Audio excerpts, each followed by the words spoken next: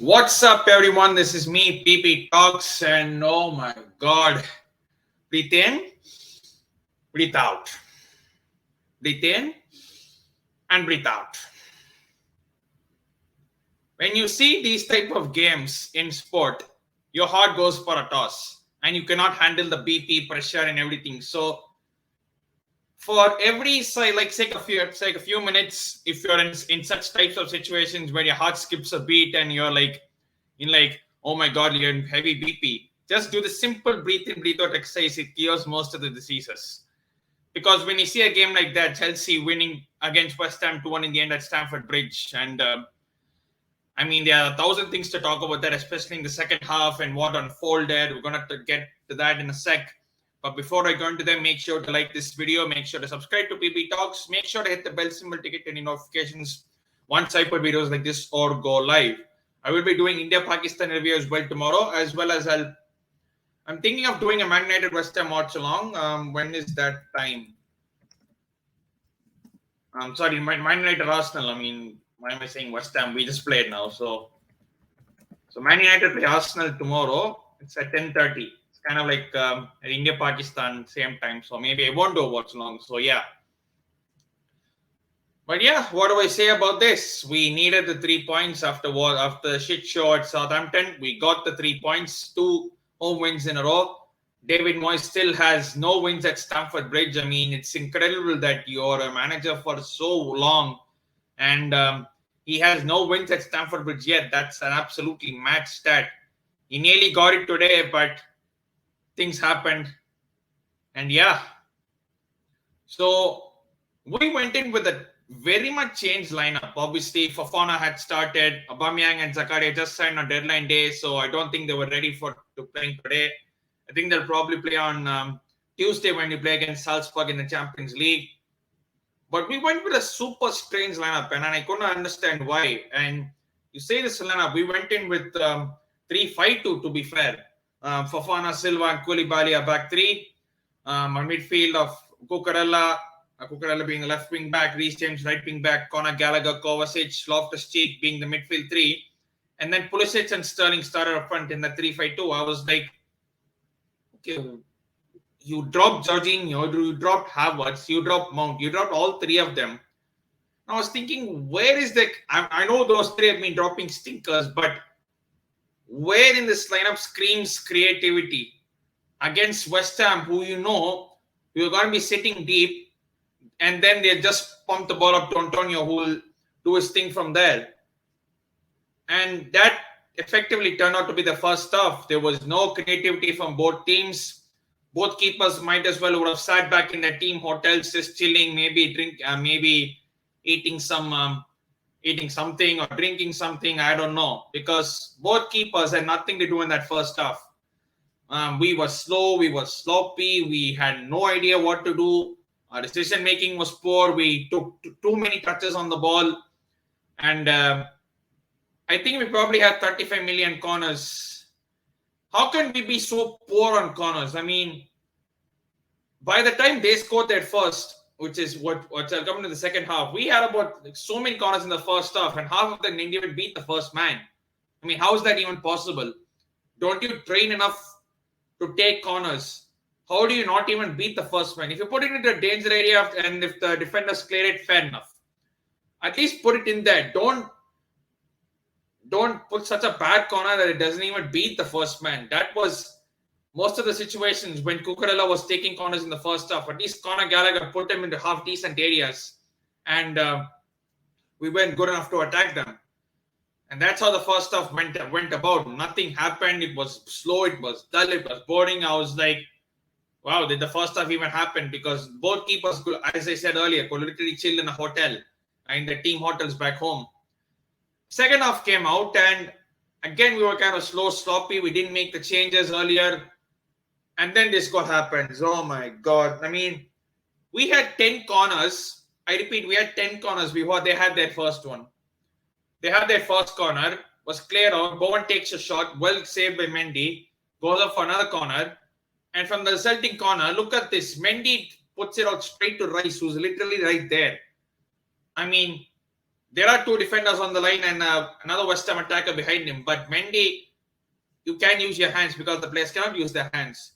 He should have been more commanding and should have got a bigger fist to it and cleared it out of harm's way instead of putting it straight to Rice. Obviously, when you go for that, you're not going to come back in time. Rice puts it for Antonio, who puts it into an empty net.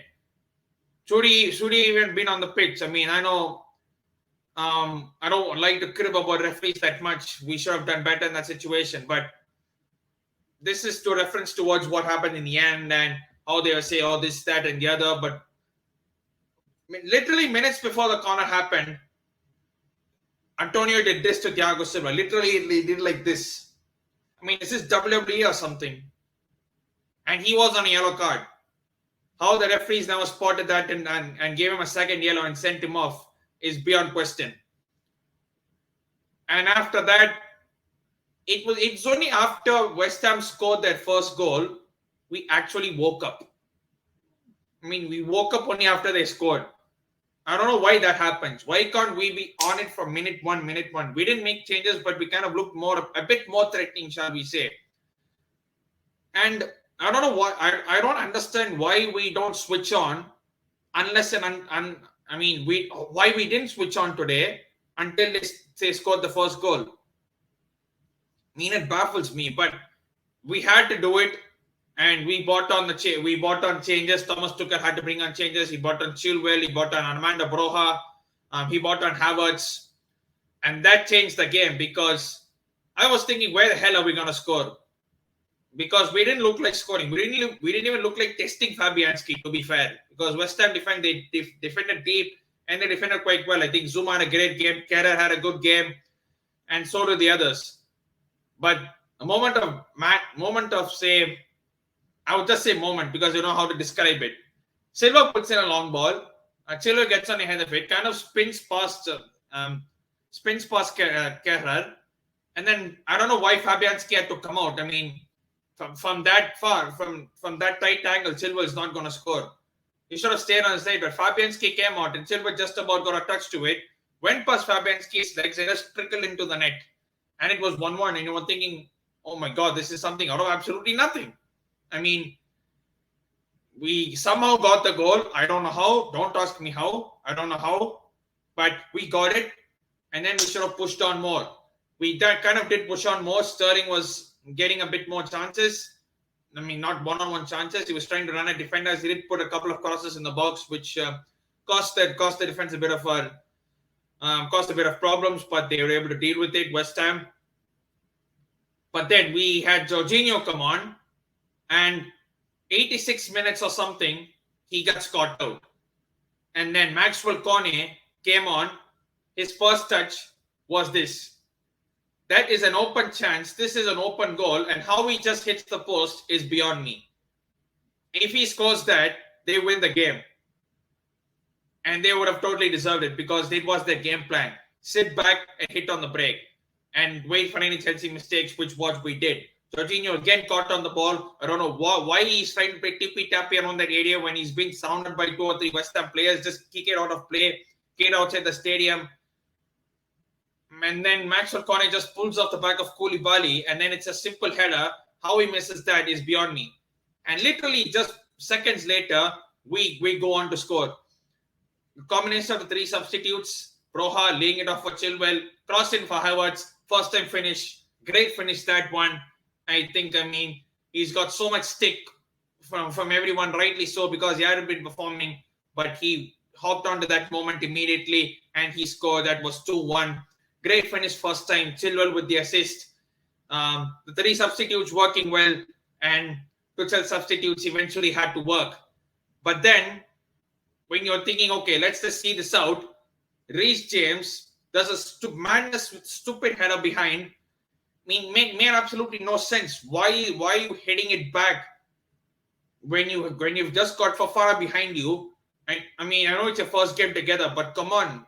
These are basic school level stuff that you need to communicate.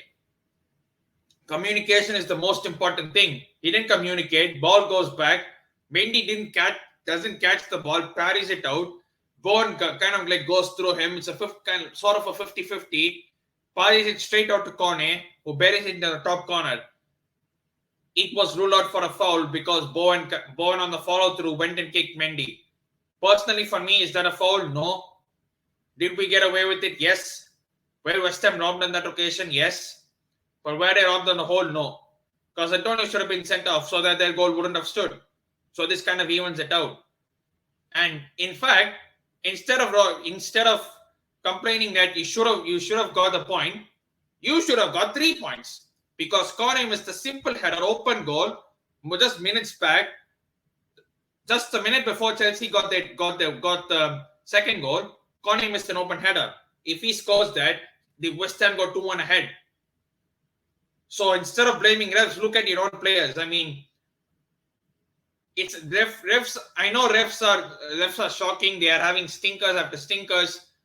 But when you have opportunities like what Maxwell Kone had, and you don't score, you score that, you win.